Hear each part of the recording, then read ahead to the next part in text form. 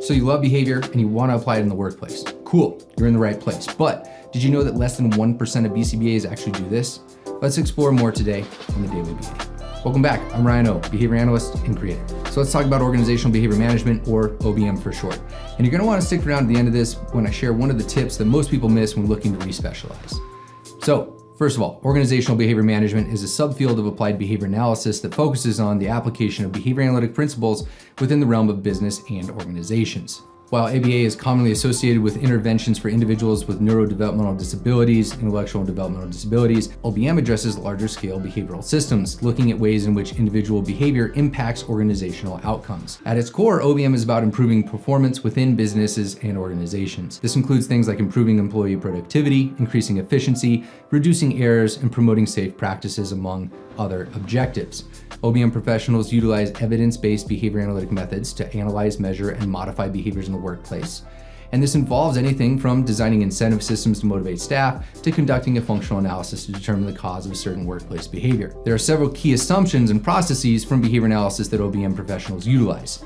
First, behavior is functionally related to the environment. In the context of an organization, this means that the employee's behavior is influenced by environmental factors like feedback, consequences, and antecedent conditions. Data-driven decision-making. Just as ABA services rely on data collection to inform intervention decisions, OBM professionals use data to make decisions about organizational interventions. This could involve tracking metrics related to employee performance, sales, safety instances, things like this. We mentioned evidence-based interventions. Another pillar, OBM practitioners use interventions that have a proven track record in the research literature. Now, for a board-certified behavior analyst currently providing ABA services to people with neurodevelopmental disabilities, transitioning into OBM requires both a shift in focus and additional training, but the foundational behavior analytic skills remain the same. Here are some steps a BCBA can consider to obtain experience and specialize in OBM. Education and training. Begin by enrolling in courses or workshops that focus on OBM principles and practices.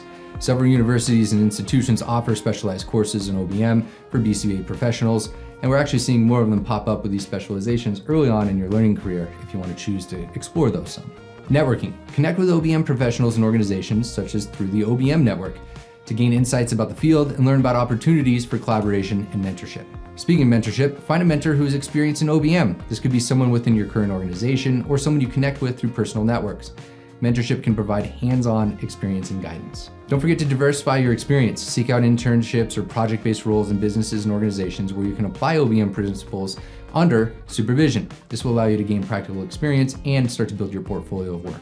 Immerse yourself in the OBM literature. Start with foundational texts and branch out to more specific case studies and journals related to organizational behavior. And don't forget, a lot of this is just applying the same principles you've already learned about. So as a BCBA, you already have a solid foundation in behavior analysis. Consider how these principles translate to an organizational setting. For example, if you have experience with behavior intervention plans, think about how these might be adapted for an organizational context. You also got to focus on expanding your scope of practice.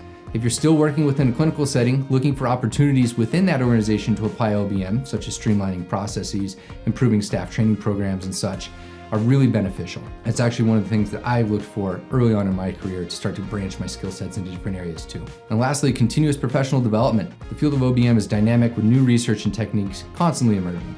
Stay committed with ongoing learning, attending conferences, and workshops related to organizational behavior management. All right, now for the tip that I said was going to be most important. For a BCBA transitioning into the realm of organizational behavior management, one of the biggest challenges can be communicating the value of your expertise to a business world largely unfamiliar with the nuances of behavior analysis.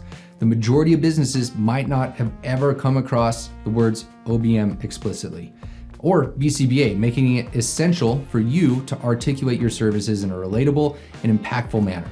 Don't focus on jargon. Instead of relying on behavior analytic jargon, focus on clear outcomes, plain language that resonates with the business goals. Increased productivity, cost savings, efficiency improvements, enhanced employee satisfaction, and tangible metrics of success. You know, kind of like all those things you see that are listed on everyone's LinkedIn bios. Use case studies, success stories, and data-driven results from previous OBM projects to showcase the tangible benefits that are possible. It's vital to connect these dots between behavior analytic strategies and the positive business outcomes. Tailor your pitch to align with the company's unique needs, ensuring the potential client can clearly see the return on investment in the OBM services that you aim to provide. And think of yourself not just as a behavior analyst, but as a business consultant who possesses specialized tools to foster organizational growth and success. In essence, successful integration into the business landscape requires a combination of solid OBM expertise and the art of effective communication. So in conclusion, OBM represents a unique intersection of behavior analysis and business, focusing on optimizing organizational outcomes by modifying individual and group behavior.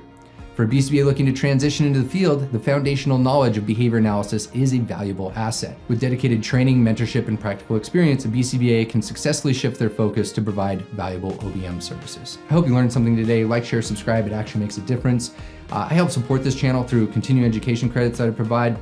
It's over at thebehavioracademy.com. So go check those out. And also, if you want to watch another video, you can do so here. You can also subscribe over here. And yeah, that's the Behavior Academy as well. That's your Daily Beat.